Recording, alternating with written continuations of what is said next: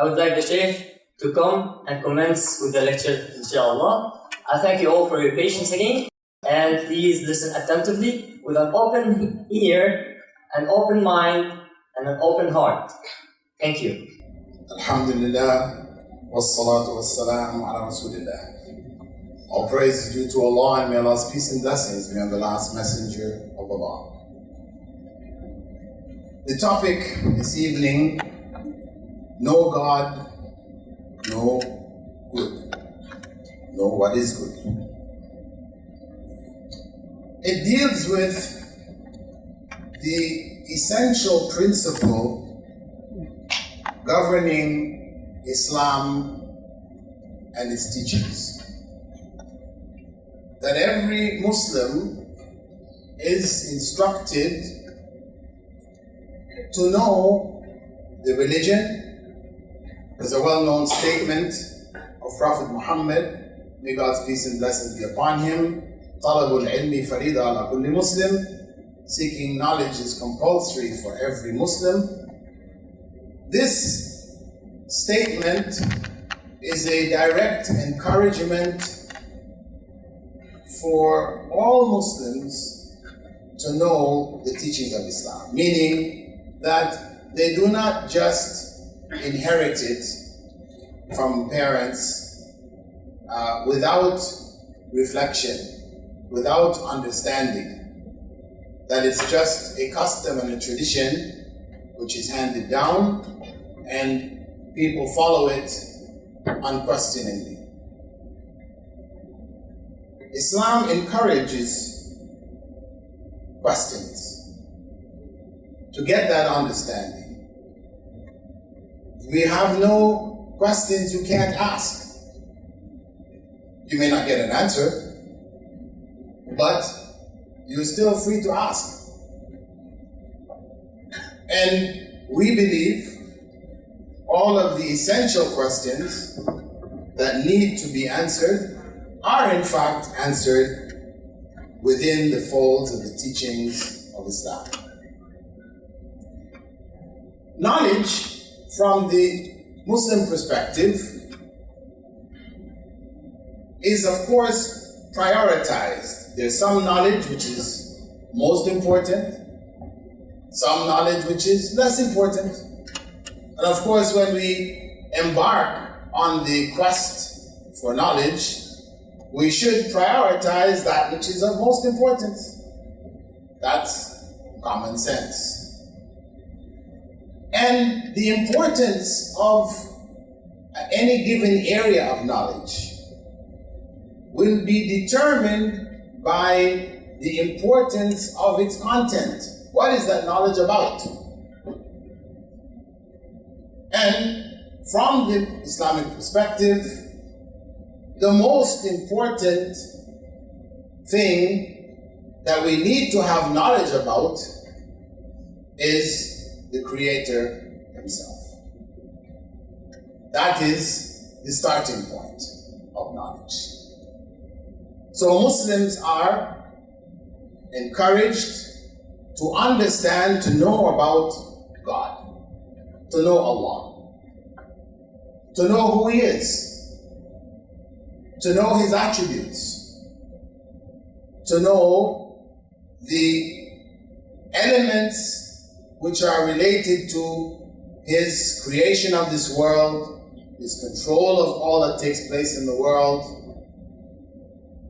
to know His mercy, and to know His displeasure, and to know the purpose of our creation.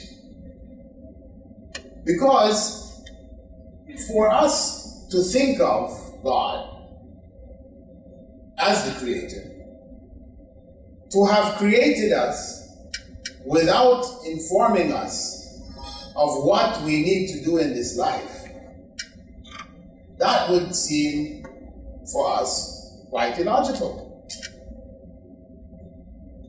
So it's not enough for us just to say, well, I believe there is a God. No. Once we say, I believe there is a God, and it is God who has the attributes of ultimate wisdom, knowledge, mercy, power, etc., etc., then common sense tells us from that God had to tell us why we are here, what this life is about. Because any normal circumstance in which we set up a company, hire people to come and work in that company, but we don't inform the people what they're supposed to do in the company, the consequence of such a move would be disastrous. Nobody has to tell us, listen, no, you need to tell the workers, you need to tell them what are they supposed to be doing here. Otherwise, what are they going to do? They will come to the business or the institution, find the closest canteen and go and drink tea. Until somebody comes along and tells them, oh, listen, here, you're supposed to be doing this, and that. So, if on such a simple level, it's obvious that people need to know what they were hired for, what they were sent to a particular location for, then surely God, who created this world, is not going to put us in this world and not tell us what we're supposed to do here. Now, knowledge of what we're supposed to do here has to have been conveyed to us. How is it conveyed?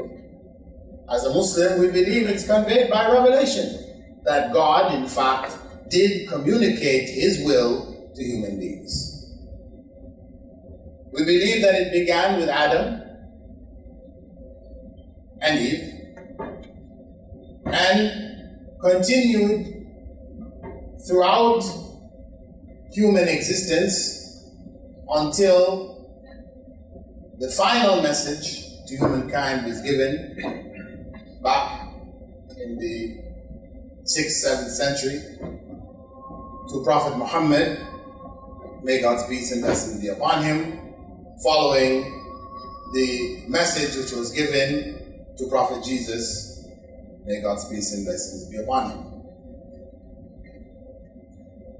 So, knowledge of Allah provides for us knowledge of how we should function in this life. And everybody in this life wants good. We all desire what is good. We want to avoid what is evil. That is natural. It's our nature to want to do and to gain what is good and to avoid what is evil. Now the issue is, how do we know what is in fact good and what is in fact evil? Some people say, we can figure that out ourselves. We have democracy, secular democracy, which will tell us what is good and what is evil. We do not need to resort to God. Secular democracy, based on the idea that all humans are equal, good idea. And along with it, rational empiricism. We as individuals have the capability of reasoning, learning from our history, from what came before, etc., figuring out what is in fact good for us. And then discussion and consent, that we come together and everything is open to discussion. There are no absolute truths. And from the course of our discussion, we arrive at what the majority considers, and that becomes good. What the majority considers to be good then becomes the good. Of course, as we mentioned earlier, If good is simply what the majority decides is good, it means then that good has no solid foundation. It will change from society to society, from time to time, place to place, people to people. So what was considered bad yesterday can be considered good today. And what was considered good yesterday can be considered bad today. So there is no fixed guidelines on good. That good, we can find the objective good, that ultimate good which will last throughout human history. That is why when we look at the American Constitution, for example, 18th century, the most enlightened minds of that time put together a document. And in that document, and it's still there, you can see it in Washington. In that document, it states there that a black man is 3/5, or to be considered 3/5 of a white man. These were the enlightened minds of that time. They enshrined that in the Constitution. Of course, it's been amended. It's no longer enacted. But it was the natural consequence, not that the people, the founders, were bad people, evil people. They were good people. But they were influenced by the circumstances in that time, in that place. Most of them owned slaves. Slaves were basically black people. And it was inconceivable that the slave would be equal to themselves. Otherwise, why are they slaves? Why isn't it the other way around? So, it made sense that their value would not be the same as that of a white man. That was the good at that time. It was a good for white people. It wasn't good for black people. So it was subjective. Relative to those individuals, it was the good. Later on, of course, looking back at it, in our times after Selma and, the end or supposed end of racial discrimination in the US, countries in the West, then that was looked at as something evil. So, how then do we arrive at something which is objectively good? From Muslim perspective, that's from knowing God. God, who has created human beings,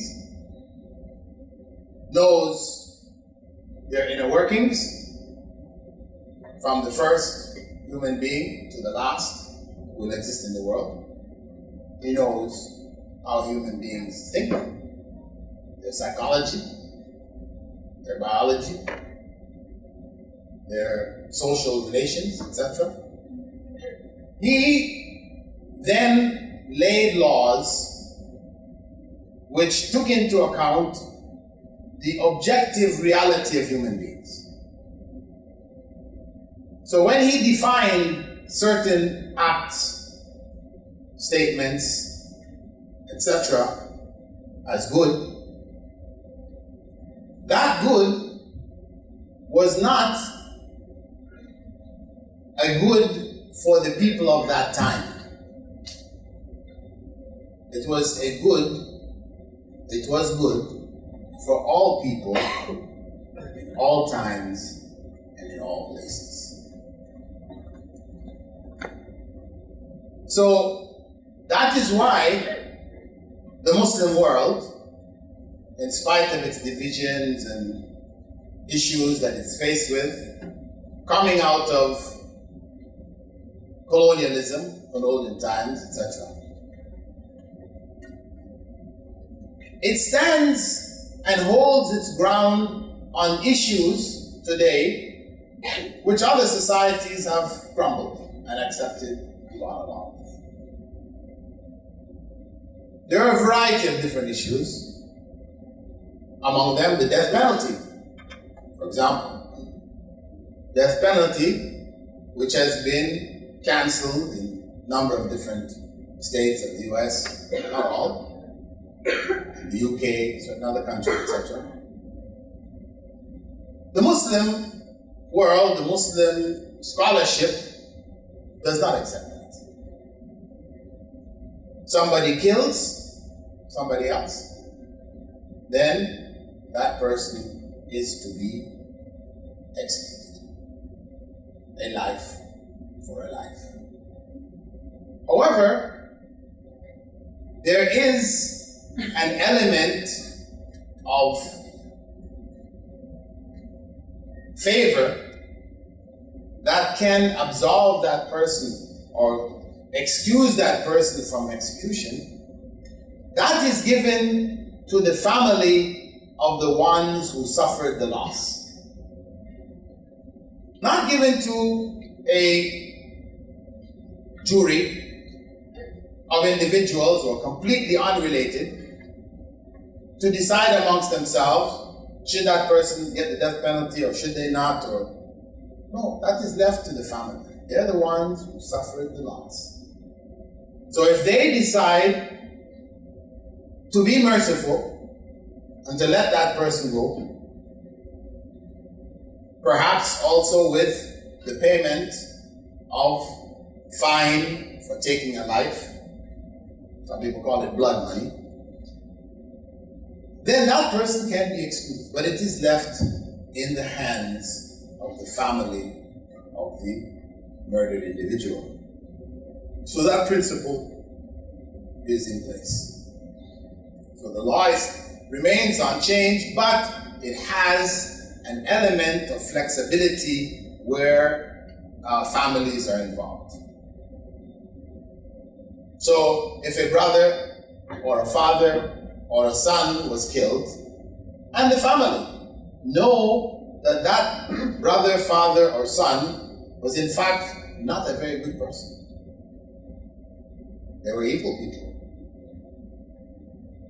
They were hurting those around them. They have the option of saying, don't kill that person, don't kill them. They don't understand why. But it's left to them to understand if they wish to let it go, or to insist that that person's life be taken. So that is the basic position for Muslims. Knowing God is the source of knowing what is ultimately good. Not relative good, but ultimate good. And the ultimate element of goodness is in fact morality, about which we touched in previous lectures. Because, and we know that that is the case, because of the fact that the Prophet, may God's peace and blessing be upon him, had himself said, إِنَّمَا بُعِثْتُ لِأُتَمِّمَ مَكَارِمَ الْأَخْلَاقِ. I was only sent to perfect for you the highest of moral character traits. So the essential message of Islam is a moral message. It's not a scientific message, technological message, political message. It is essentially a moral message. Morality with regards to God, how one is morally good in relationship to God, by worshiping Him alone. How one is morally bad, by worshiping others besides Him, or along with Him, or denying His existence. That is considered morally evil. How human beings relate with other human beings. What is morally good? Honesty, justice, etc., etc. We all know. And what is morally evil? Theft, murder, etc. Rape. All of these morally evil. And how human beings relate to the world in which they were created. The environment. It's morally good to look after the environment. This is something which God has granted us. It is a gift from God, this world in which we live. And it's morally good to look after it, take care of it, protect it from destruction. It is for our benefit. And it's morally evil to pollute it, to destroy it. All of the various issues which are now becoming big issues in the world concerning the environment, Islam, of course, supports that. And it did from the very beginning, in its final message. So what this means, practically speaking, is that when we look at the fundamental teachings of Islam, what we need to focus on is the moral message that it carries. What we tend to do, because it's much easier, and it may be common, most common, is to focus on the ritual, the rituals of the religion. We know them well, or to varying degrees, and we do them without any reflection, etc. So it just becomes a habit. I do this because my parents did it, my family does it, my society does it, so I do it. That's enough for me. But is that what God wants? No. Because those rituals and rites were not an end. They were not a goal which we as Muslims were supposed to seek. They were only a means to a goal. So, knowing God, knowing the messengers of God who came, who gave the understanding of how a person should live a godly life, a life which was pleasing to God, not a life of being God, because we are human beings, we cannot be God, but a life which is pleasing to God. They demonstrated, they showed how to live that life. And the essential guidance that is there is the moral message in all of its principles. So if we go back and look at what are known as the 5 pillars of Islam, right? These are foundational principles.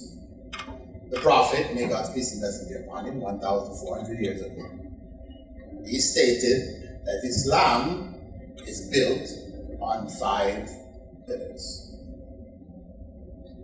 And he explained what those 5 pillars were. So it's not something that people came up with after he died. Centuries later, down the line, people have different opinions. That's one thing that you will find everywhere in the Muslim world, no matter where you go. And Muslims are virtually everywhere in the world. Everybody knows that Islam is built on 5 pillars. 5 pillars of practice, which constitutes the body of Islam, the social, regular contact, which is supposed to be bringing us closer to God, supposed to give us greater consciousness or awareness of God. And each and every pillar has behind it moral principles for which those pillars were prescribed. But for most of us, as I said, when we learn, nobody mentioned this. They didn't talk about the moral principles. Maybe in passing, somehow, some way it is mentioned, but it wasn't taught along with it. We just were taught the 5 pillars. That's it.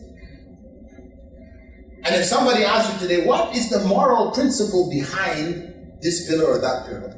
Oh, you have to scratch your head. I hadn't really thought about it. This is the reality. It means then that we really hadn't understood what Islam is.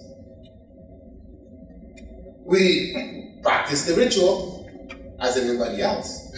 But if the ultimate goal of human beings is to attain paradise, then those rituals in and of themselves will not take us there. Without the soul, the heart of those rituals, which are the moral principles which we are supposed to absorb, translate into a good life, a godly life, a life which is pleasing to God. If that is missing, then the rituals are just blind rituals, not ultimately taking us anywhere. So if we go to the first of the pillars of Islam, the Shahadatan, the 2 declarations of faith. When a person wants to become a Muslim, under normal circumstances, they are required to declare their faith publicly with witnesses. The principle behind that is openness. That we be open. We don't have 2 faces. One face when we deal with certain people, another face when we deal with other people. No. What is in your heart? Expressed. Secretiveness, the opposite, is disliked. And we can find it in the Quran where Allah said, "La khayra fi kathirin min najwahum." The secret meetings that people hold, for the most part, they're evil. The Masons and other prosecutions, all these societies that are secret societies. You can't get in, you have to know somebody, you have to go through this, that, and the other before you can get into it. It's hidden from the society. Those societies, they benefit themselves, the members are benefited. If you have a court case and you do a hand signal, the judge, because you saw he's got the ring on his finger, you give the hand signal and he knows you're one, he's going to move the case in your favor. So it's good for you. There's that subjective good. But in the society, it's evil. It cheats people of their rights. So these secret meetings, well, of course in the Quran, Allah went on to say, except if you are gathering secretly to give charity in a way that others don't know. This is the one aspect of it that's important. You meet secretly to give charity without people knowing who gave that charity, because that's the higher level of giving charity. One level is you give, people know. The other level is you give, nobody knows. Only God. Or you and your small group. It's kept hidden. There's no evil in that. That is something good for both the person who receives it as well as the one who gives it. Because if we are able to give charitably, without seeking praise, seeking gratitude from others, status, etc., then our giving is a greater giving. So, the basic principle in the declaration of faith, the 2 declarations of faith,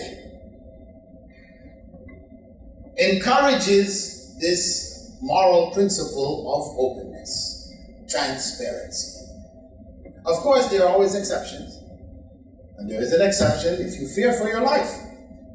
Different parts of the world, if somebody says, I want to become a Muslim, maybe their family will kill them. It happens. We know the ruler of Ethiopia in Muslim history, who converted to Islam, hid it from his people to prevent harm which may come to his family and etc. He hid it. He was the only one. He couldn't withstand his people. So he had that option.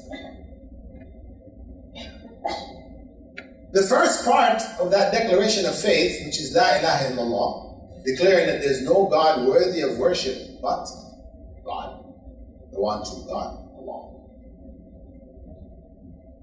That, of course, encourages the development of God consciousness. And that is going to be found throughout all of the pillars. But in Arabic is known as taqwa, being conscious of God. And of course, to be able to say that statement, to make that statement, one has to have knowledge.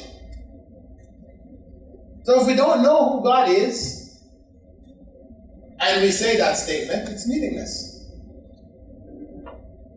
The Prophet, in order to emphasize its significance, he said, Man qala la ilaha illallah, dakhala al-jannah. Whoever states that there's no God worthy of worship but the one true God, known in Arabic as Allah, in Amharic as Allah, in other languages as God with a capital G or whatever. Because we don't claim that the term used by Adam, Abraham, and all the prophets for God was Allah. Some Muslims get off into that, but that's not correct. Whatever language the people used that described or identified the one true God with the attributes that we know. In Korea, it was Hanonim. We don't tell the Koreans, well, listen now, that's the wrong name for God. No, Hanonim, when you see what the meaning of Hanonim is, it's the same as Allah. Understood by Muslims today. So, the point is that when one commits oneself to accept God in their lives as the one true God, the only one worthy of worship, he or she who makes that commitment must know who God is. If you don't know God's attributes, etc., then you may commit yourself to the worship of a human being who said he is God. Or one who didn't say he was God, but people said he was God. So you have all of that out there. Or somebody will tell you it's a stone, or a cow, or anything. People can tell you all kinds of things. And there are a lot of people who worship God in a form, in a way, which is not God. It is a result of their own culture, etc., which has been handed down to them. The second aspect of the declaration of faith is Muhammad Rasulullah, declaring that Muhammad was the last messenger of Allah. The first part was most important because, as the Prophet said, may God's peace and blessing upon him, whoever says there is no God worthy of worship, but the one true, unique God, Allah, will enter paradise. That is a guarantee. Meaning, saying it with understanding. As we said, it's with understanding. Along with that, with each era of the prophets, the additional statement of faith included Musa Rasulullah. Moses was the messenger of Allah in his time. Abraham, Jesus, Muhammad. All of these prophets and many others who we don't know about, because the understanding of prophethood is not limited to the few 25 odd prophets that are mentioned in the Quran or more mentioned in the Bible, but as the Prophet said, there were only more than 124,000 prophets who were sent. So they were sent to all nations and tribes around the world. So in their time, when the Prophet was there, enlightening the people to the one true God, who alone deserved to be worshipped, they were also required to believe in that Prophet who brought the message. And that develops in the individual the quality of obedience, of being obedient to those who know more, who have more love or more position in the society than us. We're obedient to them as a form of respect, to ensure proper guidance. And of course, when we're going beyond that of the prophets in terms of obedience, we have conditions to that obedience. As the Prophet himself had explained, obedience to the creatures of God is not acceptable if it involves disobedience to the Creator. So we have a condition. So obedience is there, and it should be. Children should obey their parents.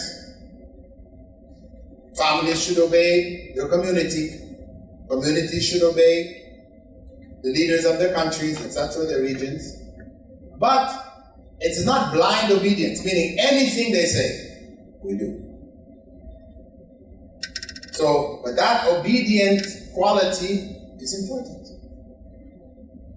You know yourself that if you're obedient to your parents, they love you.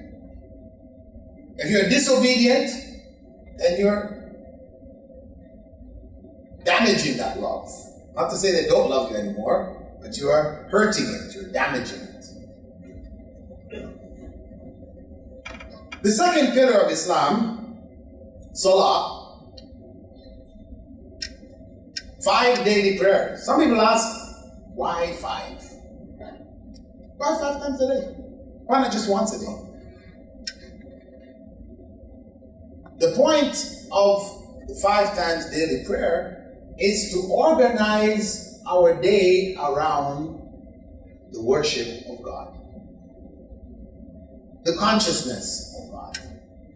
So when we get up in the morning, rather than simply getting up because you got to go to work, so that's why you get up, you prepare yourself, put some food in the system so you can function, and then midday you break for lunch, break time so that you don't wear yourself out. You need to put some more food in the oven, keep the program going, and so on. All your day is around what? Your stomach. You know, that's your framework. Put food in the system. For a purpose. Earn the money, etc. Or it could be for other purposes. But the most important purpose is that one be conscious of God. So 5 times we get up in the morning, first and foremost, we worship God. We make that connection, have that connection with God. We break at midday, again, renew that connection with God. It doesn't mean that we don't eat and do the other things that we normally do to keep functioning. We do those things, but priority is given to remembering God, bringing God in our lives as much as possible. So 5 times a day. That was prescribed by the Prophet, who received that as revelation from God. That is Muslim belief. So it forms the framework of our lives. Prayer. Encouraging, establishing regular contact with God. Now, that is supposed to develop this concept of God consciousness, but it also should be translated into how we communicate, how we deal with people socially around us. So Allah said in the Quran, "Inna as-salah tanha 'anil fahsha'i wal munkar." Prayer, regular prayer, established prayer, prevents evil speech and evil deeds. So if we are praying 5 times a day and we're still speaking evil, doing evil, then we have to question, what kind of prayer are you making? It's not the prayer which was prescribed. It was just the ritual. The reflection, the understanding, the contemplation, missing. So it doesn't have an impact in our day-to-day lives. Salah, some people say, well, this 5 times daily prayer is very mechanical. It's like your robots. Every morning you get up, lunchtime, evening, sunset, before you go to bed, boom. It's just a steady, like a robot. Isn't it better to worship God when you feel that thing in your heart? So when you worship God with this thing in your heart, this love, that's real prayer. It sounds nice. But what happens? You don't feel that thing in your heart today. So you don't pray. You don't feel it this week, this month, 6 months. Years go by, you never feel it. So you never pray. When do you pray now? When calamity strikes. That is the time when something major happens in your life, you're just distraught, you're whatever. What else can you do? Oh God, oh God. I call that the atheist's prayer. Why? Because for sure, if you end up on the airplane, Boeing 747 or whatever is the latest, 800 or whatever, and you're sitting next to an atheist, and you look out the window and one of the engines falls off, right? The atheist is a little worried now. Of course, you're worried too. Then the plane starts to turn and head into that dive that there's no coming back.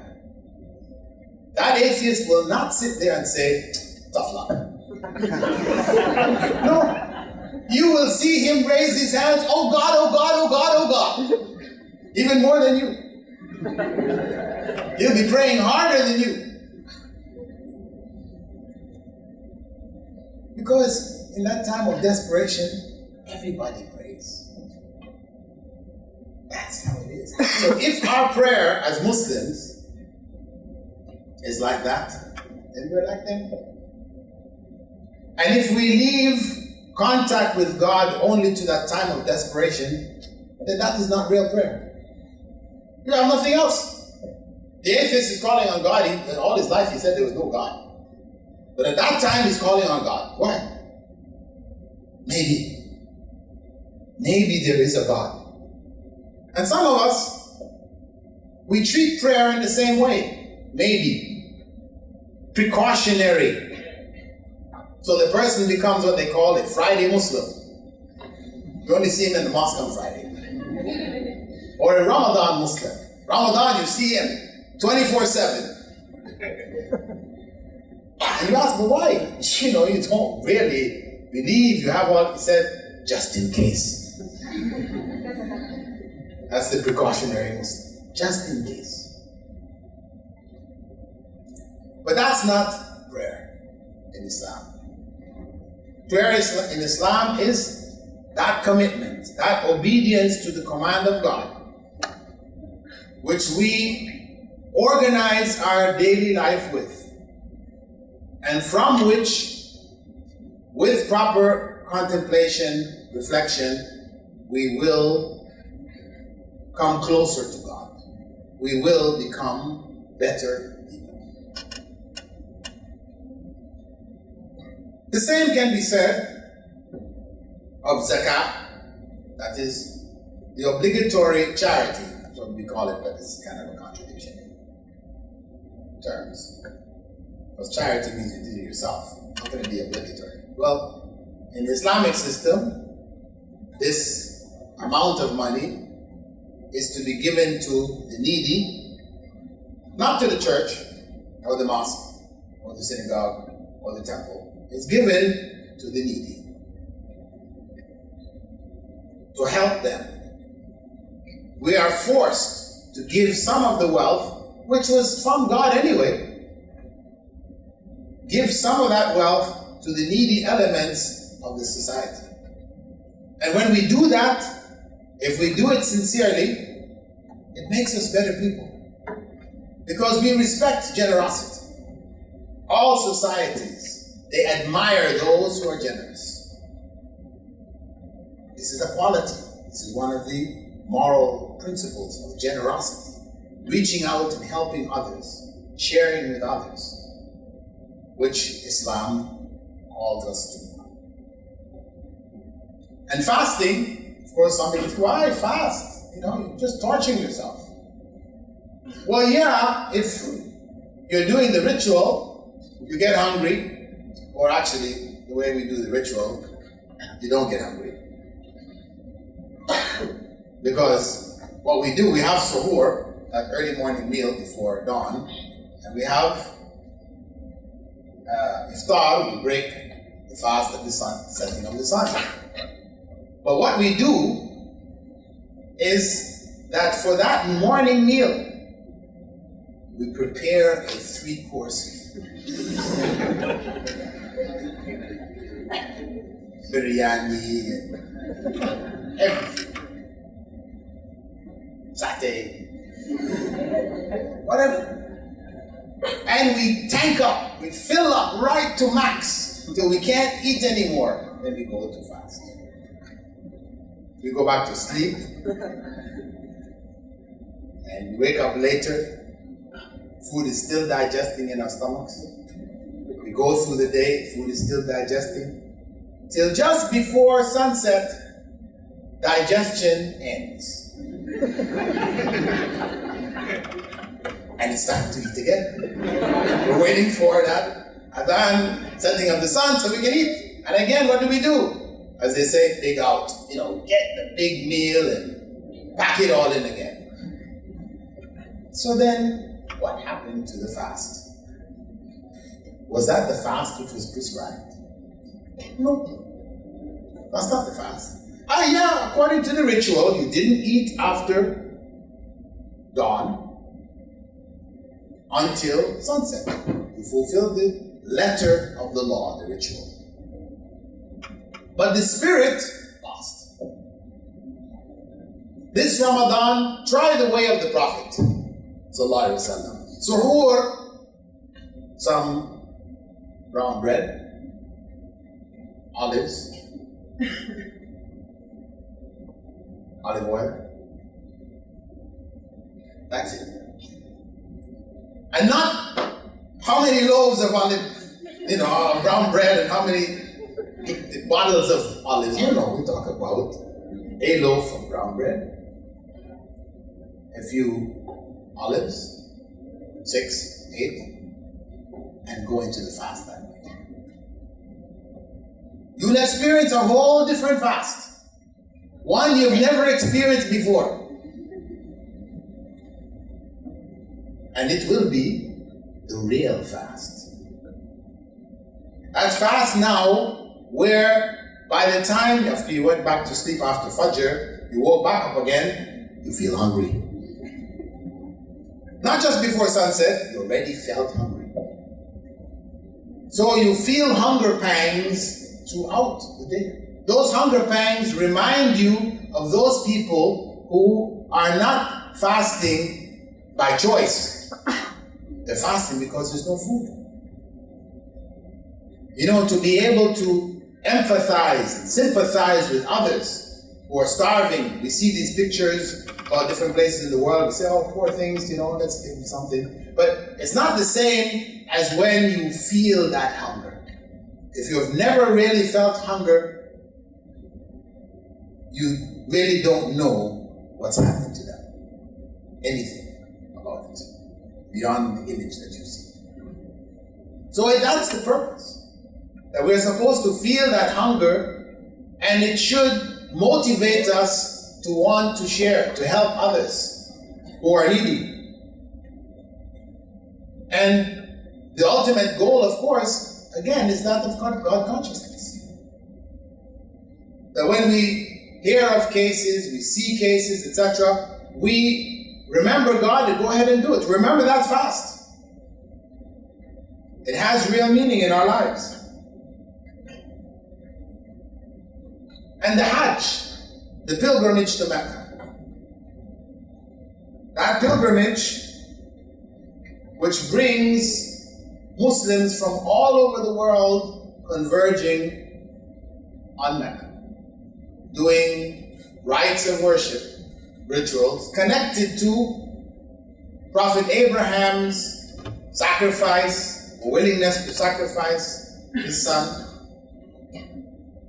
his wife, Hagar, Hajar, the trials that she faced in being left alone in Arabia with her child.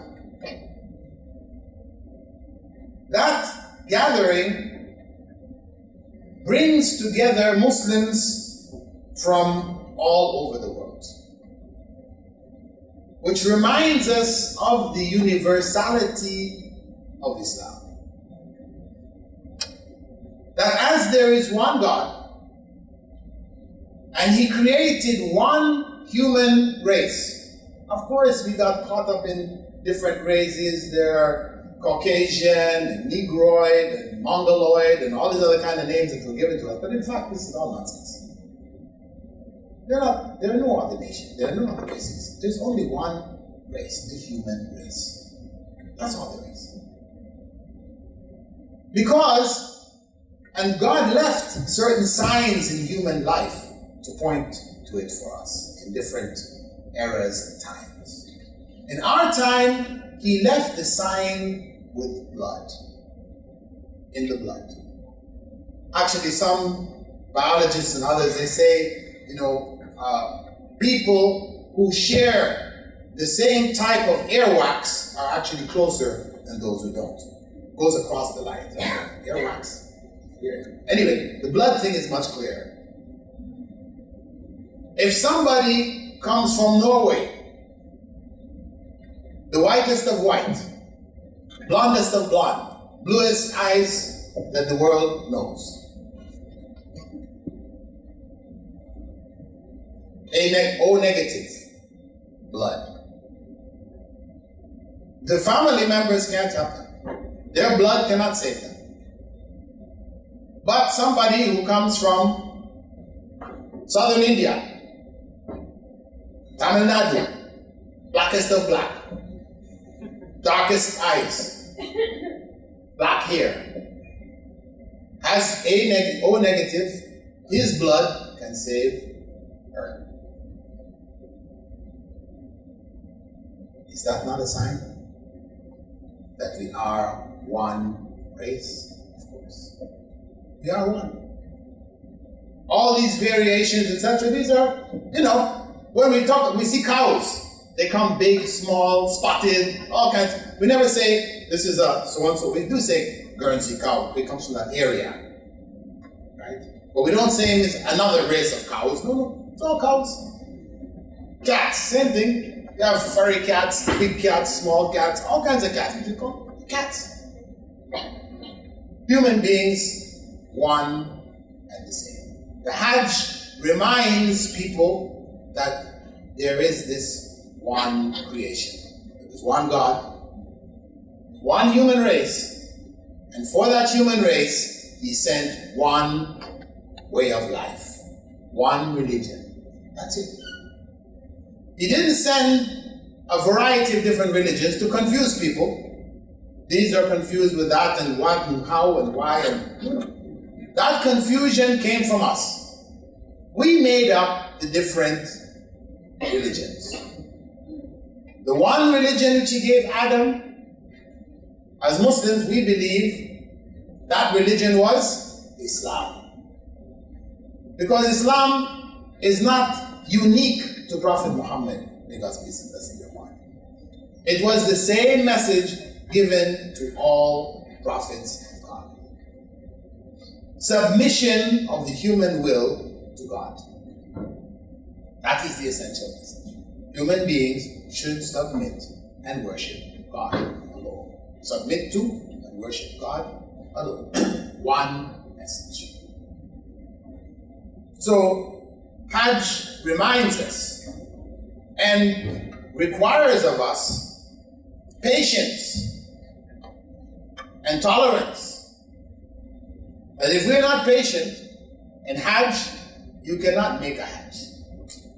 You'll go through the ritual, but you will not follow the principles.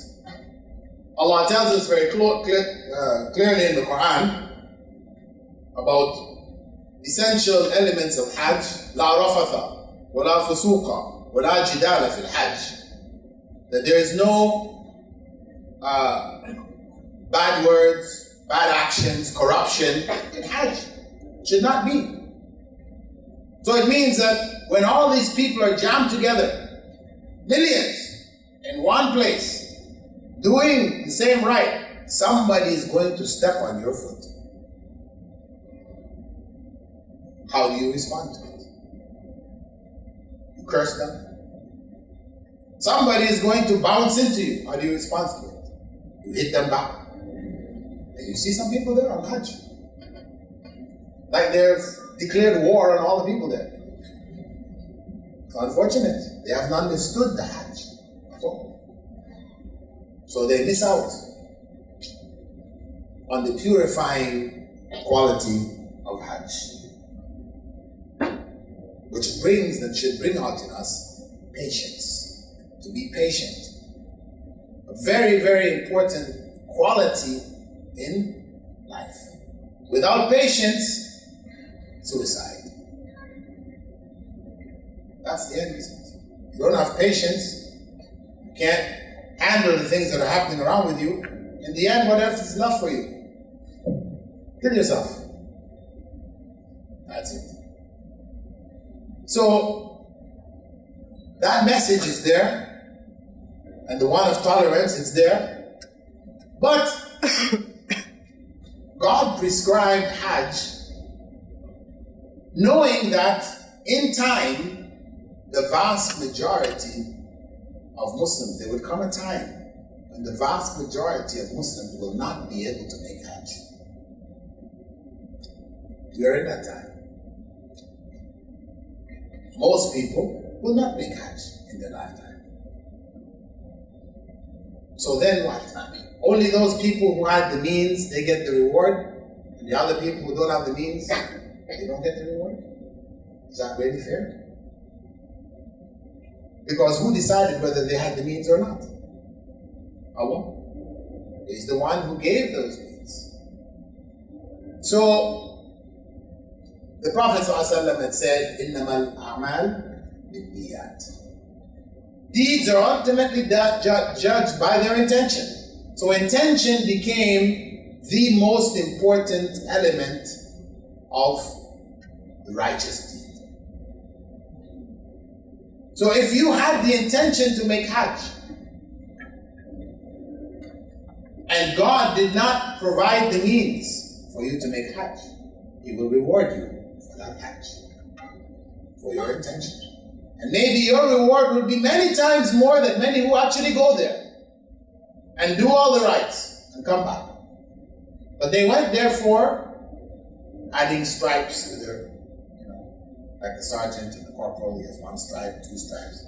People say, I made 2 Hajjs. So I now have the right to be called Haji. So and so is called Hajja, and so and so. They're doing it for that kind of business. What does it benefit in the end? It has not changed them. It's not, and a lot of Muslims get caught up in this, and they will tell their children, young people like yourselves, if you decide you're going to go make Hajj, your parents will say, no. It's not the time for Hajj. Why, Mom? Why, Dad? Because you still have a long life ahead. You know, what does that mean? Many more sins to do. So if you're gonna go make Hajj, you gotta make sure that you've run out of steam, right? You've used it all up. So your Hajj now just, you're going there just to get that final blessing that wipes away all of your sin. Go to make Hajj. And that's why you see the death rate. There's a death rate there, which cannot be stopped. Because people are walking up the steps to catch the plane, they fall back, they die. They're walking off the plane in Jeddah, they fall down, they die. They're everywhere, they're dying, left and right. Why? Because only old people are making Hajj. Really? The vast majority, if you go to Hajj, you see it's all old people on the verge of death. But this is not what Hajj is supposed to be. It is not supposed to be that. Allah tells us that Hajj is an obligation on us. Any of us who have the means. That is the Hajj, that's the true Hajj. You have the means, your family has the means to let you make the Hajj, go make the Hajj. That's what's supposed to happen. It will change your life. If you go there, proper understanding, you make the sacrifices that are involved, it will change your life. It's a life-changing experience. Malcolm X, for example, that was the turning point for him. He had grown up in the Nation of Islam, was defender, spokesman for the Black Muslims of America, Nation of Islam, which was really the Nation of Mislam. When he went for Hajj, that opened up his eyes. He came to understand the inclusiveness of Islam. And it's for all human beings, not restricted to one group or another. It was a turning point. And there are many others who have experienced similar things. So, fight with your parents. Do Hajj if you can. Don't delay it.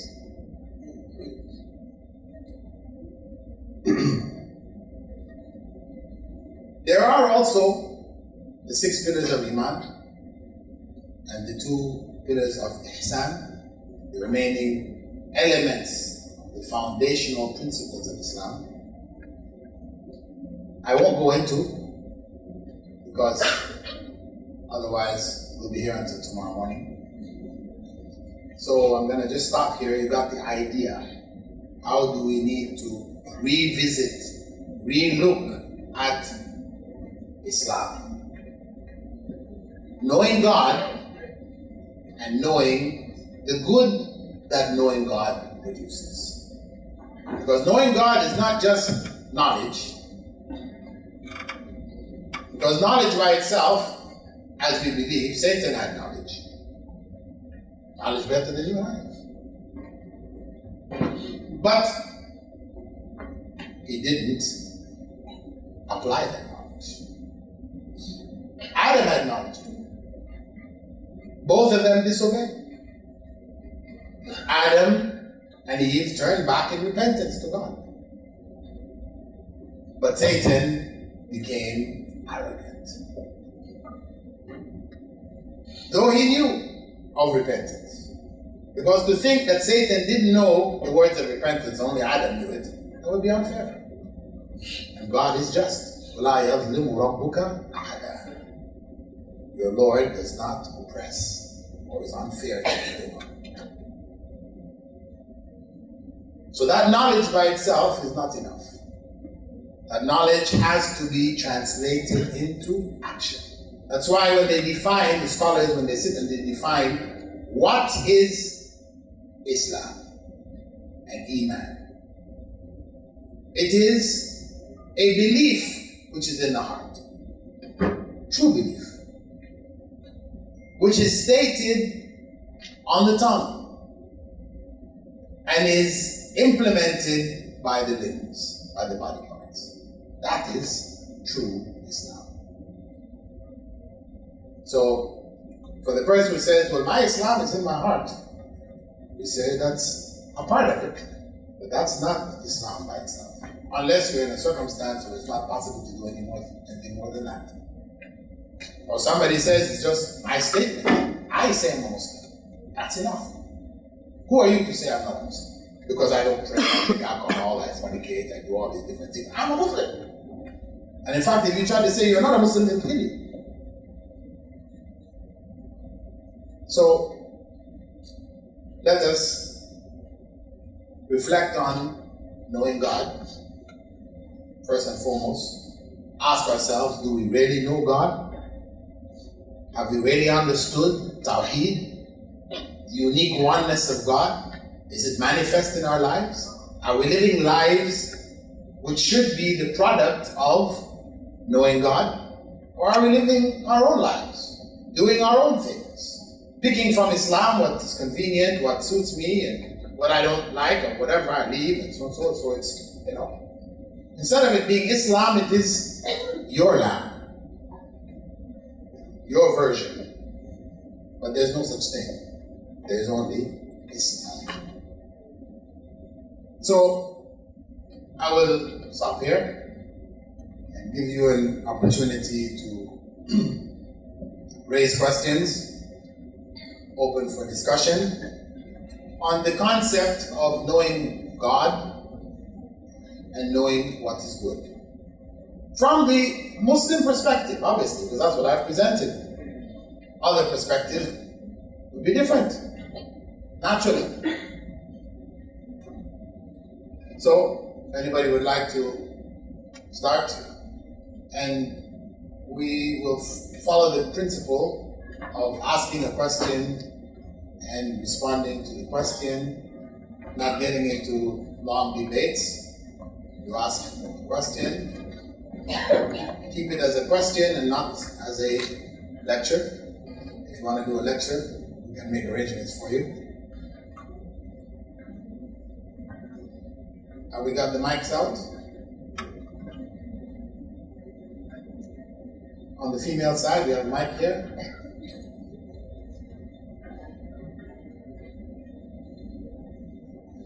Male side, Mike, go ahead. Assalamu alaikum. Wa alaikum salam. My question is regarding the Hajj. I would like to ask, is it advisable or allowable to do as many Hajj as possible? Because some people say that you are allowed only to do one Hajj in your lifetime. No, that's not true. That's not true. You can do as many as you want. You did a Hajj, but the one that counts is the first Hajj. If you are already past puberty, then that is the Hajj which counts. But you can still do further Hajjs, and those Hajjs, if you do better than what you did before, they can make up for some of the weaknesses which existed in the previous Hajj that you did. So there's no limitation as to how many Hajjs you can make. It's true, Prophet Muhammad, may God's peace and blessing be upon him, made one Hajj. But Abu Bakr, Umar, Uthman, Ali, they all made more, multiple. So were it only one, they wouldn't have done more than one.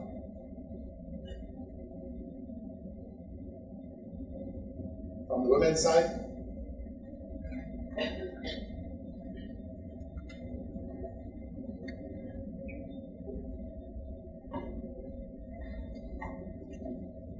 what happened to knowledge? Knowing God. That's what the lecture is about.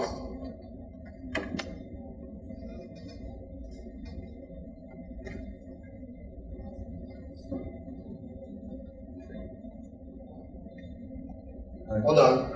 Yeah, female. Assalamu alaikum. Wa alaikum salam.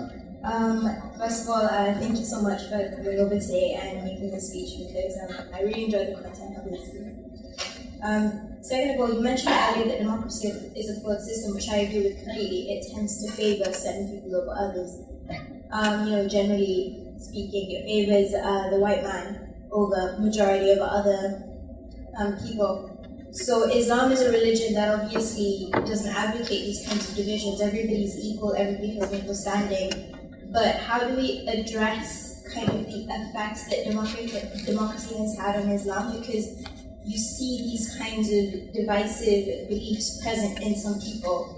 So how do we as a people address this division within ourselves if sometimes we aren't even aware of it? My question is, thanks. Okay, first let me say that democracy, in some cases, is the best thing. For Muslims in India, for example, we have over 200 million Muslims in India. If the government became a radical Hindu government, and there is elements of that already anyway, but if it were openly and not democratic, it would be very harmful for Muslims. If it was a nationalist, racialist, or culturalist system, it would be harmful. So in that context, I would say democracy is the best thing for India. Yeah, let it be democracy. A good thing. It protects the rights of people more. So it's not an automatic, simply democracy, because there are even democratic elements within Islamic teachings, but with controls. The other aspect of the impact of democracy on Muslim countries, I would say, that is the consequence of the era of colonialism, where systems were left behind, supposedly based on democratic principles, though most of those countries ended up as dictatorships, not following democratic principles at all. So we have a struggle as Muslims in the future to change our world and make it in line ultimately with Sharia or Islamic law. And that responsibility, that effort, in my view, should be through peaceful means, through education, which can actually change people's way of thinking, not through suicide bombing and blowing this up and blowing that up and Boko Haram and ISIS and all this other stuff that's going on out there. No, that's not going to change ultimately. It is through spreading the correct teachings that people will understand the way of Islam, the way of Prophet Muhammad, may God's peace and blessing be upon him. Because if we are to think that the better way is the way of the revolutionaries,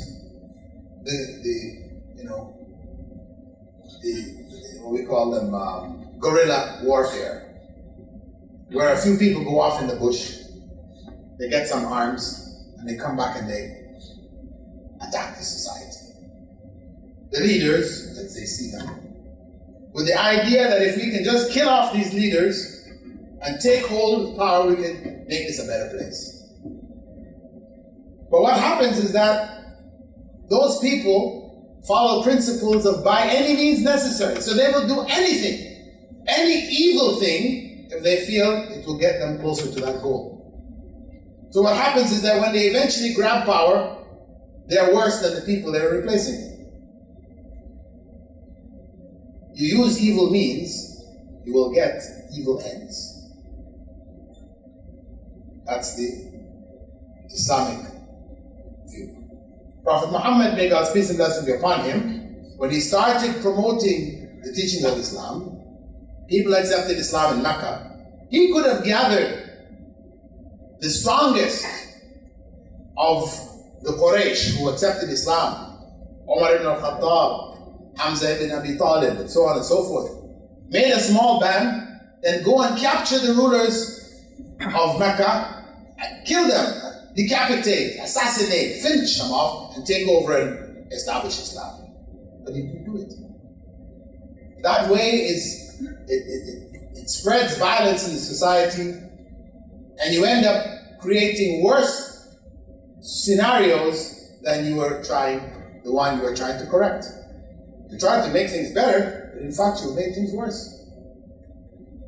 So though a lot of Muslims, they're very hyped up, somebody shows you 10 pictures of what happened to the children in Gaza. Heads blown off, all these kind of things, and you're fired up. I gotta kill somebody. Somebody's gotta pay for this. This is emotionalism. Very dangerous. Because that leads you to this kind of feeling that any of them that I can catch, I will do the same. Kill them. Eye for an eye. Is that really eye for an eye? Is that what eye for an eye is in Islamic law? Somebody rapes your mother, you can go rape his mother? Is that eye for an eye? No, it's nonsense. No. That's not how eye for an eye works. So you cannot use the harm which is done by some as justification for you now committing similar crimes against them. No. So you need to know, in spite of your, yes, emotionally you're worked up, you've seen the suffering, you feel it in your heart, you want to do something which is in keeping with the teaching of Islam. People in Gaza, they need finances to rebuild. They need, technology. They need a variety of different things. If you aren't able to do it, do it. Give what you can. That's how to do it. Not go run down and try and catch an Israeli tourist and then do your thing. No. This is not Islamic.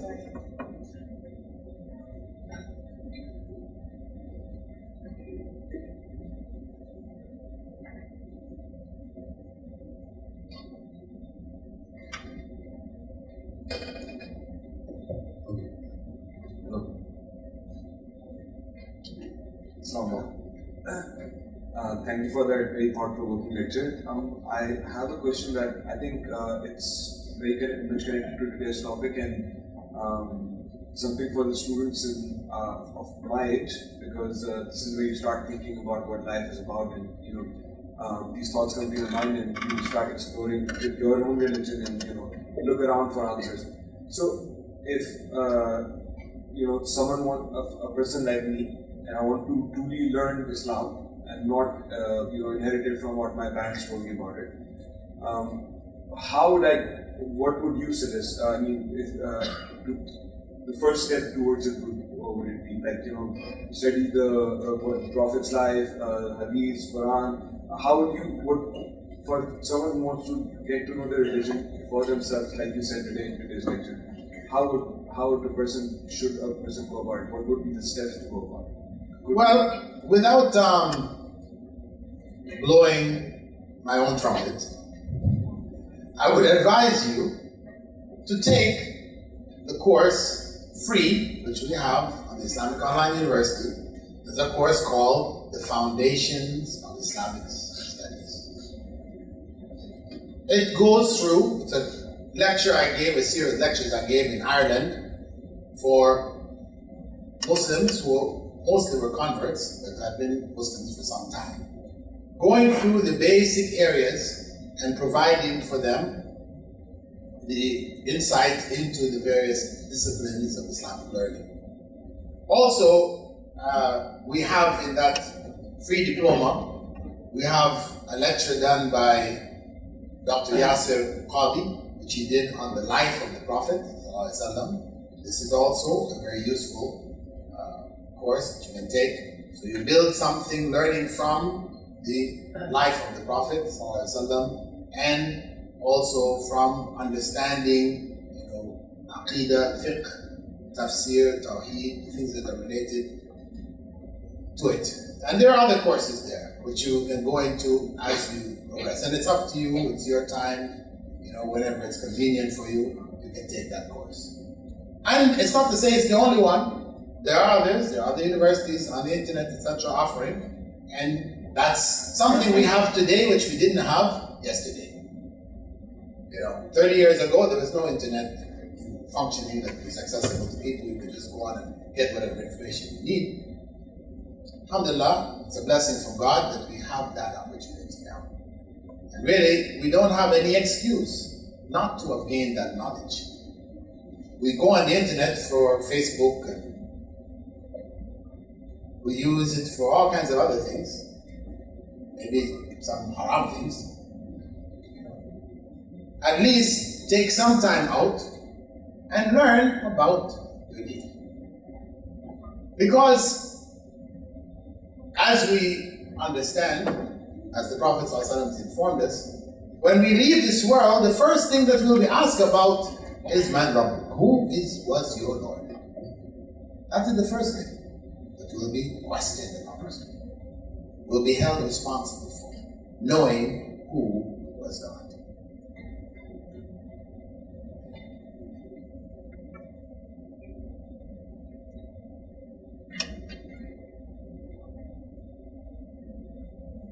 Women's side, there's a hand there in front of you.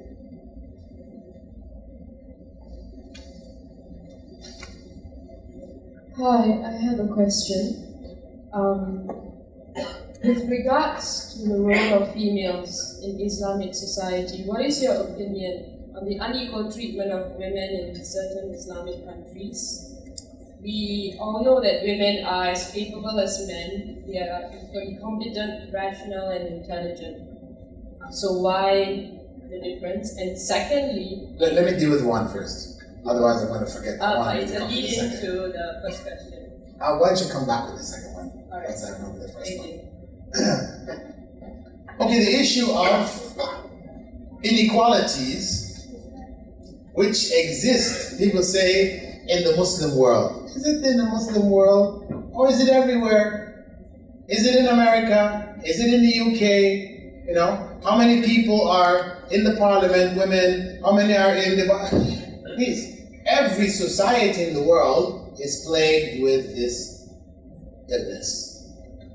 That women have not been given the opportunities that men have been given. This is not something unique to Muslim society. Muslim society is coming out of colonialism. The issue is, does Islam teach this inequality? No, it doesn't. No, it doesn't. People, human beings, males in most societies dominate and they function according to their own subjective good. So women, in the end, have suffered around the world in different times, different eras, etc.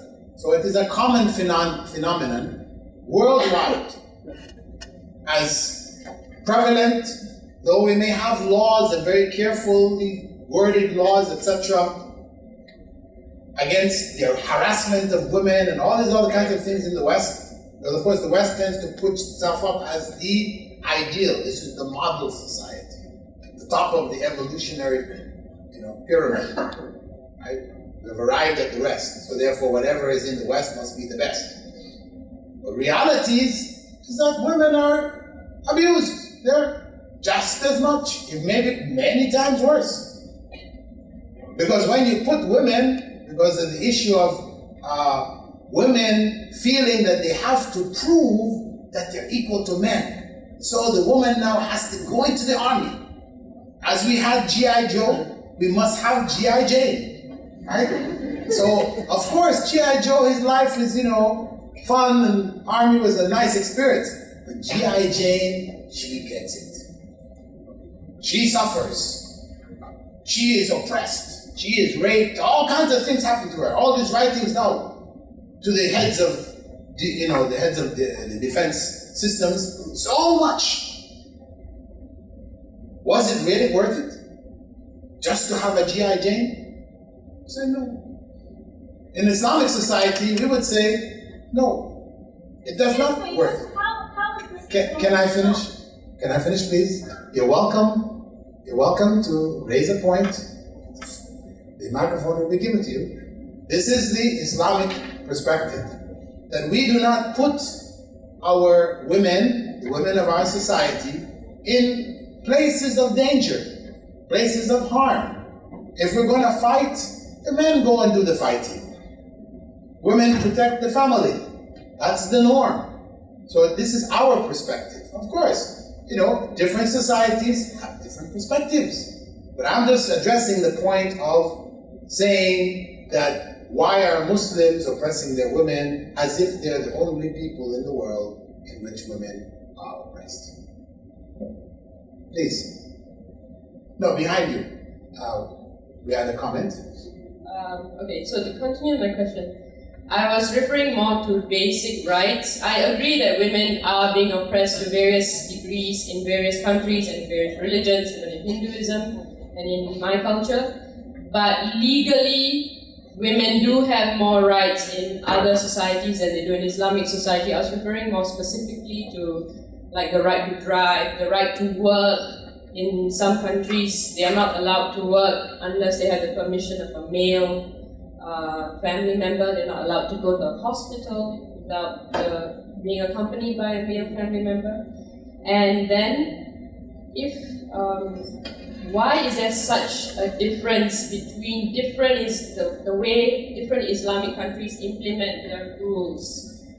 Some countries are more free, some countries are less free, and even with time, such as in Iran, with the Islamic Revolution, women's rights actually took a few steps back as time progressed, and even with, so that's my second question. Your question is, why there is a variance in the treatment of women from one country to another? And even across time as well. Across time, okay. I would say, ask the same question in Western society, in Western countries. Why is there a difference in the treatment of women in some countries and other countries? And across time, the same question can be asked. It's not something unique, because when you're going to try to establish some point, you need to bring something which establishes its uniqueness. To establish any uniqueness, and we're not asking for a comparison. We're asking you specifically about Islam, which is what this lecture is on. Well, I said that as far as Islam is concerned, oppression of women is not a part of the teachings of Islam.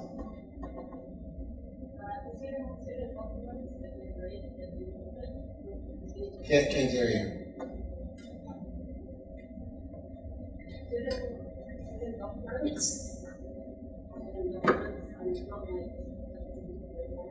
Certain documents that we've read on the writing seem to be majority. Well, would you like to mention the document rather than talking in vague terms? I don't know what the name of the document was. I think it's really document 2003. One of the examples that I will comment is your statement that women cannot be raped by their husbands. I said that women cannot be raped by their husbands.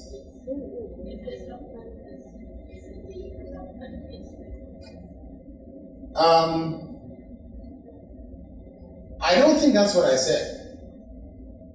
I think this is something. You have something of that statement there.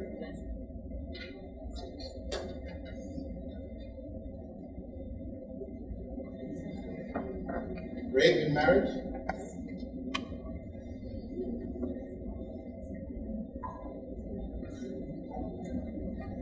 Okay, I have a document before me. This is from a course which I taught called Contemporary Issues. Could you give me a reference where I said women cannot be raped in marriage?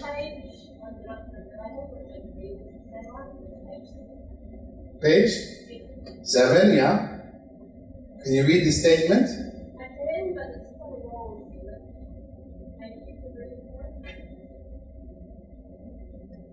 Okay, the statement that I have here. Statement, because if you said that I said women cannot be raped by their husbands, there must be a clear statement here, a clear line where it says that. Can you read that for me? Rather than me reading through the whole document. I will put out a few bits. In a man who calls his wife and says, "I have a desire," she must point to them and return that she has not But that's not saying that a woman cannot be raped by her husband.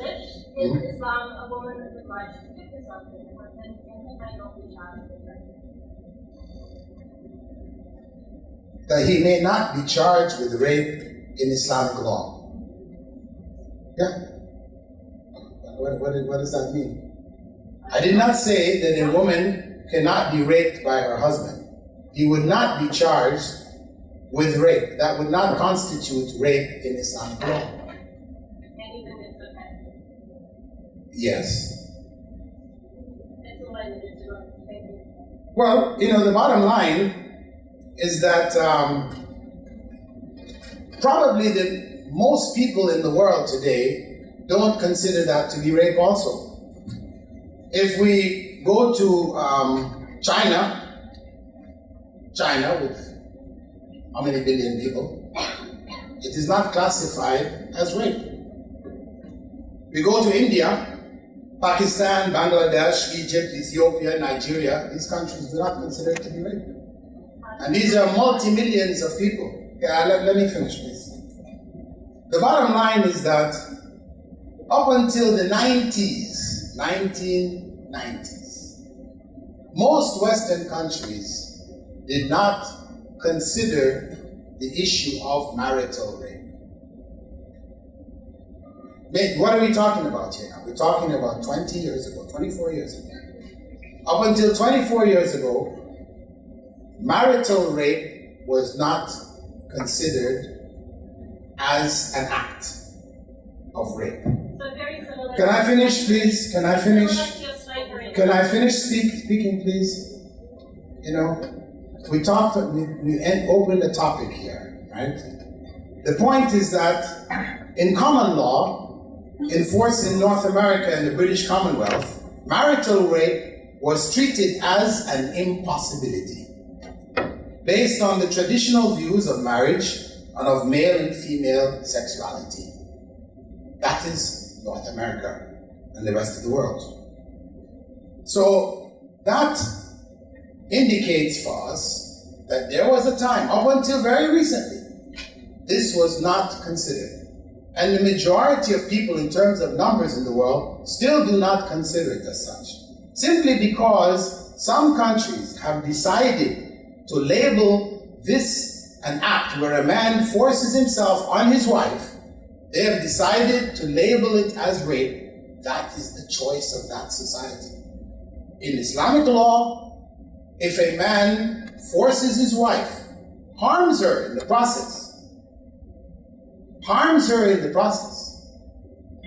he is liable to punishment under physical abuse. It's not to say that he is free to do anything he wishes. Instead, if we look at the society, because this always happens, when you take something out of a society which has a different set of rules, and you try to put it in another society which has a different set of rules, then you have obvious contradictions.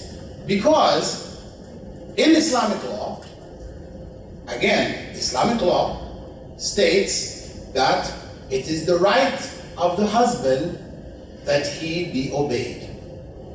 It is the right of the woman that she be taken care of completely. So there is a balance here. The husband has the right to be obeyed. The woman has the right to be taken care of. Now, in Western law, the woman does not have a right to be taken care of.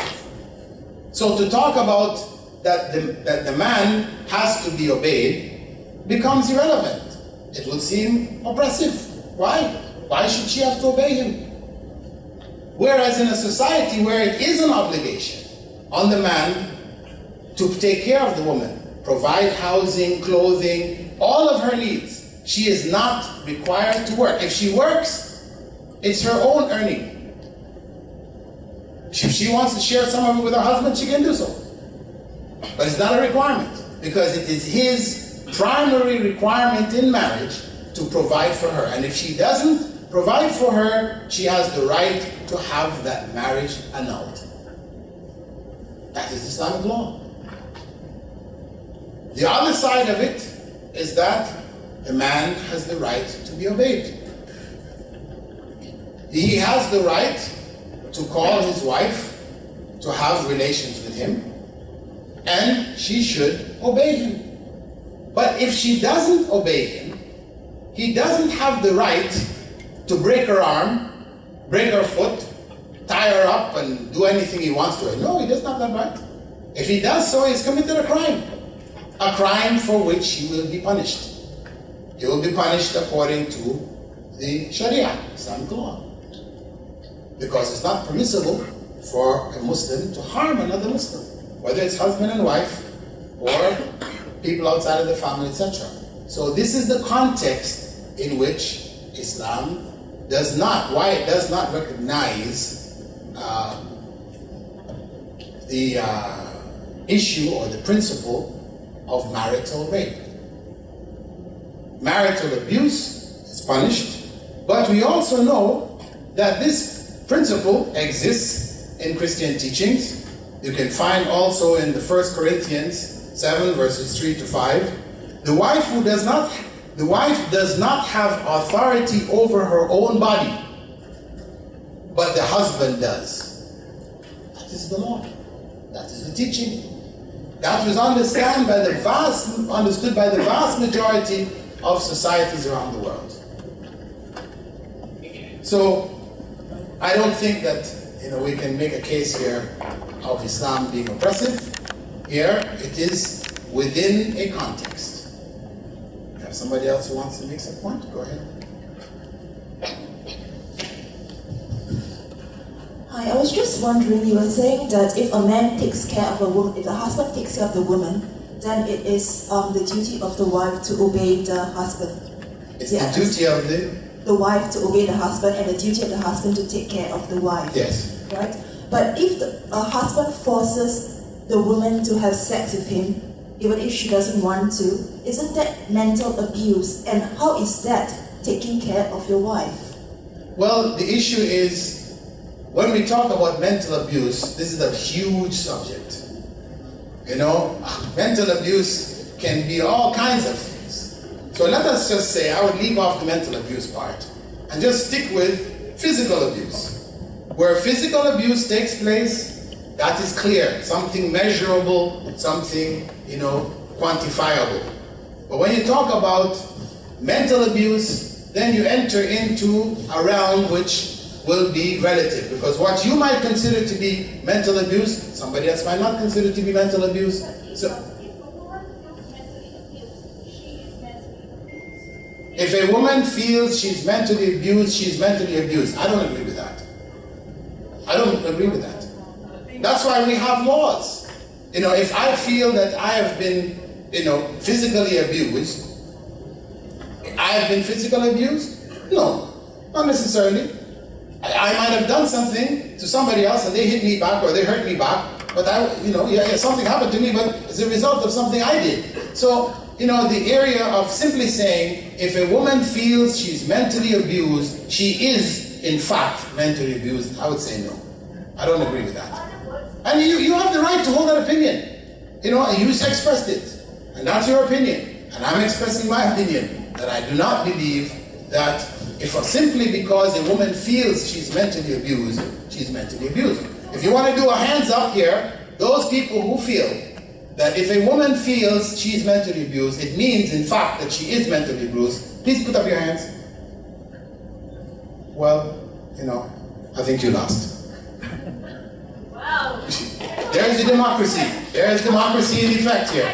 Yes. Inshallah. Anyway, listen, please, hold on, please. Excuse me. No, let us we have to give all the chances to other people. I'm very sorry, okay? You made your point, you brought your issues, I've responded to them. Well, put a vote to the people, see if you convinced them, see if they were agreed, and we see that the vast majority did not. So we just leave it at that. Can we move on to something else now? Regarding death penalty, if let's say a mother kills her son, daughter, and the father is dead, who decides whether the death penalty should be applied? If a mother kills her son or daughter, then this is the decision of the court. The closer relatives don't come into play in this case. Somebody from outside of the family, then you have an issue of the family deciding. But within the family itself, a brother kills his sister. Who decides? No. In such cases, the Sharia applies itself automatically. Thank you, Dr. Bilal. The next question says, if someone is killed as a result of self-defense, what will happen to the person who had done the killing? So, someone is attacking the other person, and the person being attacked... Self-defense in Islamic law, you are innocent. You're not held as a murderer in that case. You've committed an offense for which you would be killed. In defense of yourself, your life, your property, these issues, somebody dies, it's not what we call premeditated murder, it is intentional murder, it is in defense. Okay. Thank you, Dr. Bilal. The next question says, Assalamu alaikum. What are the moral principles of fasting other than empathy? How should, I guess this word is cultures, how should cultures be changed by fasting regularly?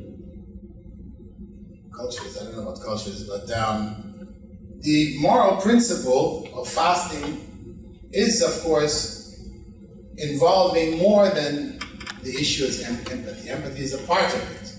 But what is happening in the fast, a person gives up something which is basically permissible for them. Halal, you give up food, give up drink, give up sexual relations, right? So this is something basically halal. And the purpose behind it is in order to build up the human will to give up what is in fact haram or forbidden. So there is that training of the human will, strengthening the human will to give up what is harmful, what is evil, what is bad in the society. And of course, it is also and involves a remembrance of Allah. That one, because what is it that stops a person from cheating in this matter? You can't tell whether a person is fasting just by looking at their face. Maybe they go into the bathroom and take a Snickers bar, take a bite, and they come back out and they're looking like everybody else. So, it's what is it that stops you under those circumstances? I mean, that consciousness, awareness of a commitment, a responsibility, this helps to build that consciousness. But again, as I said, it has to be with the proper approach, the proper reflection, proper understanding, and not merely following the ritual. Okay, thank you, Dr. Bilal. Any more questions from the audience on both sides?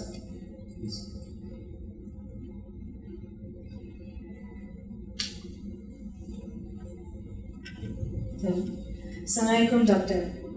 First of all, I just have one question, and before asking a question, I would like to thank you very much for coming all the way here.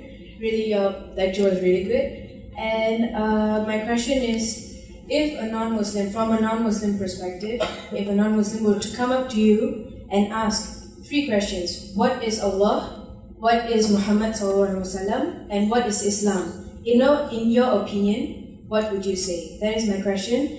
And this one is question. Yeah, one question. That's the one question. Yeah, that was the one question. Okay, so I'll answer that one question. All right. Okay. Say it, we can always come back to you. No, this is not actually a question, but just saying that to represent Islam, like you're a speaker from very far away, just try to be considerate to the non-Muslims here, and just that. And also, like, I thank you so much, just to say that. All right. I thought I was being considerate to the non-Muslims, but of course, what the actions of some people don't necessarily represent the actions of all. And consideration doesn't mean open doors for unfair or statements which become long-winded arguments, etc., etc. It's enough we share what you have, issues, and we deal with them. We have to draw lines. If we don't draw lines, then we have chaos. And that's some of what we're experiencing there. Where people wouldn't follow the normal principles, it becomes chaotic. Anyway, in terms of the three questions, I would say that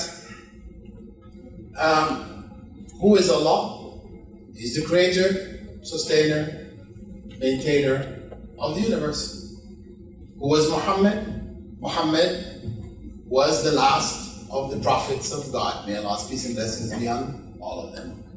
And what is Islam? Islam was the way of life that God prescribed for human beings, from the first human being in this world as a way to the last human being in this world.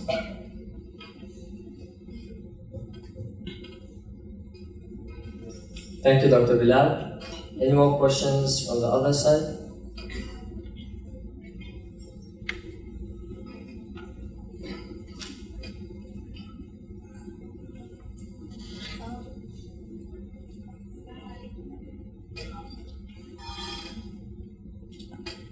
Assalamu alaikum. Alaikum salam wa rahmatullah. I really enjoyed the lecture. In fact, this was a topic of discussion between I and a friend recently. Between? I and a friend. We were discussing about morals and rituals of Islam. So I had this friend. She was really dedicated to Islam in terms of the rituals and the morals and everything. Then something happened along the way, maybe frustration and I don't know, problems. Then she now she's this person that she believes in the morals and she is really transparent in acting on it, but she has a problem with the rituals. Now my question to you is, I don't know how to tackle this issue. I don't know. And in fact, she's knowledgeable in the religion quite well, but I don't know how to help her out.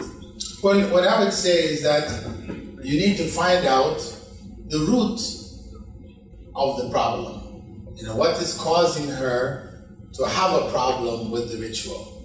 What is it about the ritual which has made it a problem for her? Because when you understand what's behind it, then you can advise her or take her to others more knowledgeable than yourself who can advise her or whatever. But as long as you don't know what's behind it, and you're only dealing with the surface, then it's very difficult to help her. Okay.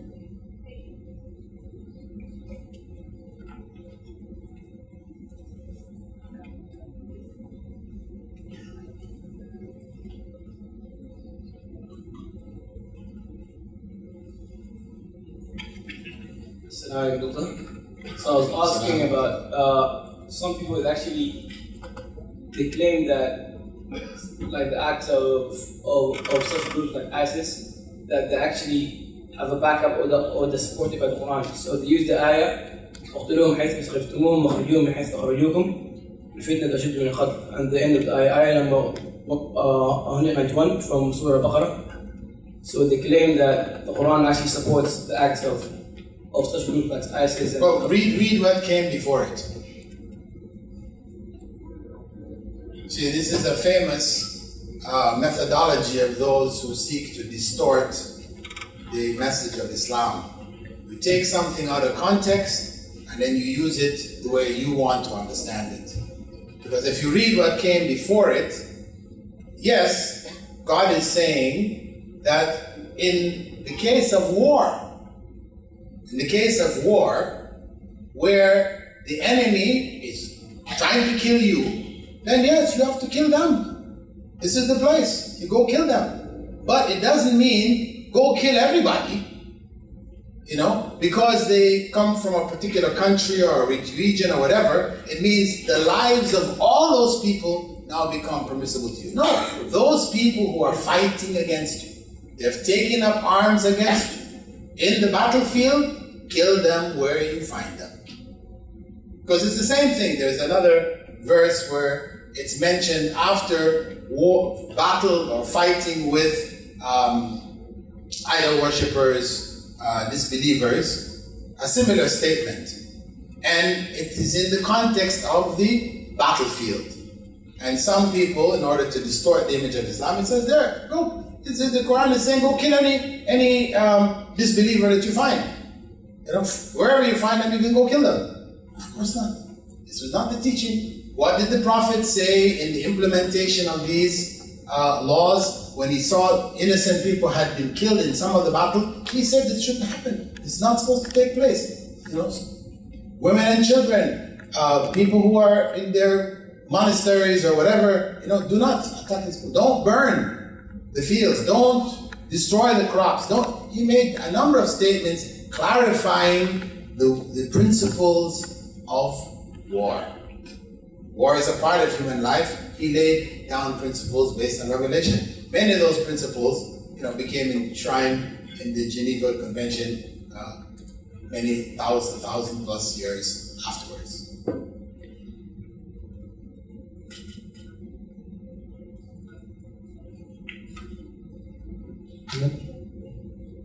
Is there something from the women's side? Go ahead.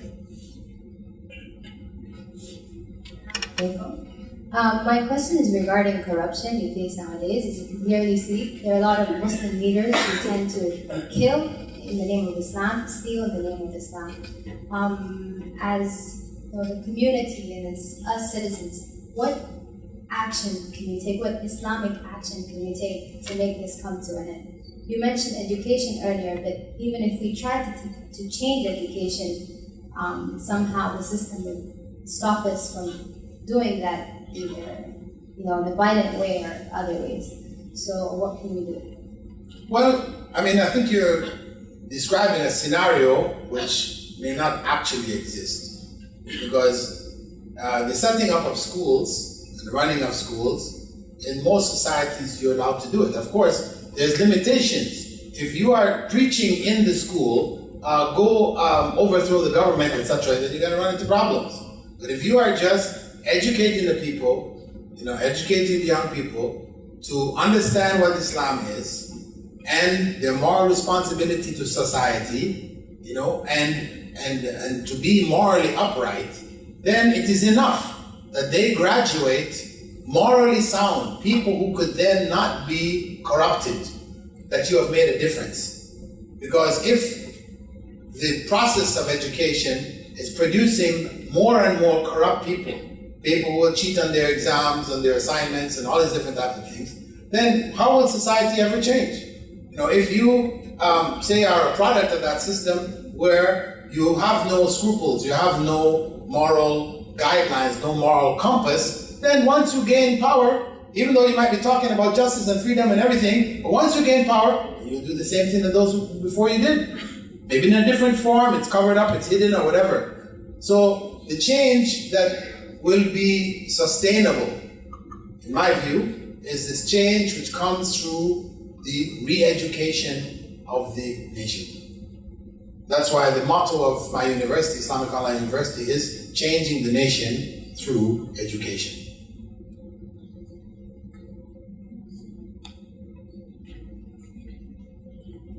I just want to ask that just now, as you said, there's a lot of Muslims that have been practicing some of the teachings, but not really for following what it really supposed to, but they're just doing it for some other reasons and this kind of things. So what I personally feel is you always have this incentives tied to, this you have this hell, paradise, this kind of things. Like, don't you think these kind of incentives being tied to all these things is one of the reasons why actually they don't really, I mean, this the lack of morality, the idea, the real idea of the behind the teachings is being lost. Yeah, let's put it like that. I hope you understand. I believe that the real reason, or the major reason, is ignorance. You know, that is what causes the foundations, the original and correct teachings to be lost. It is through ignorance. Because when people know what is correct, then they have an option, you know, and more people will choose that better option. Because it is our nature to try to be good. It is human nature. You know, good is superior to bad. So once the knowledge, education reaches, then people can change their lives and the direction. But when it is not there, it's just ritual handed down, generation, family, culture, society, then it's not surprising that the moral element is lost. And focus tends to be on the ritual.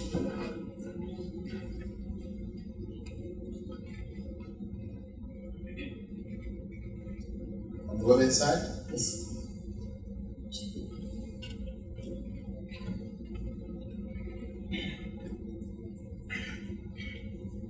I think it's from the women's side. There was nothing?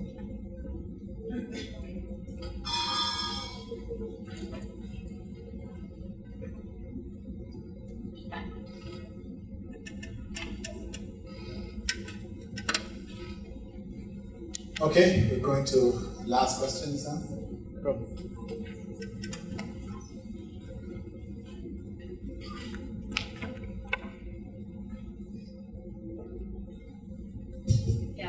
Hi. Okay, so I'm a practicing Sikh, and I just have a question for my Muslim brothers and sisters. What is the concept of kafir? Is it literally meaning someone who is not from the Islamic faith, or does it mean someone who doesn't believe in the Creator, or Yeah. Okay, the concept of kafir, and of course it's sort of taken on and become sort of like a bad word amongst Muslims and non-Muslims. The concept of kafir is one who doesn't believe in God or in accordance with standard revelation, what has been accepted as revelation to the prophets who are known prophets of the past, etc. So where a person doesn't believe in God in that way, then they're considered to be a disbeliever or a non-believer, one who doesn't believe in that tradition of belief. Because if we go just to belief in God, then Hindus who may also have idols, many other factors, etc., they also believe ultimately in one God. But they are prostrating before idols. So, and other societies have other concepts of God. So, it's not simply whether you believe in God or you don't believe in God. That's between atheist and theist. One who believes, one who doesn't believe, or deist, right? But it's an issue of belief in God as God revealed, or as we believe. Obviously, it's from our perspective, from the perspective of Muslims, as we believe God revealed Himself to the prophets of the past, Jesus, Moses, Abraham, and other prophets elsewhere, sharing the same message of who God is. So those who don't share that belief, then those people are considered to be disbelievers or non-believers. And the term in Arabic is kafir. Because actually the word in Arabic, it really just means actually one who covers up. Because according to Islamic belief, the person who disbelieves, or is a non-believer, is a person who When the truth comes to them, they will cover it up. They will not accept it and spread it. So this is what the original meaning of kafir is. It's actually used to refer to a farmer when he digs a hole, puts a seed, he covers it up. That the act is called kufr.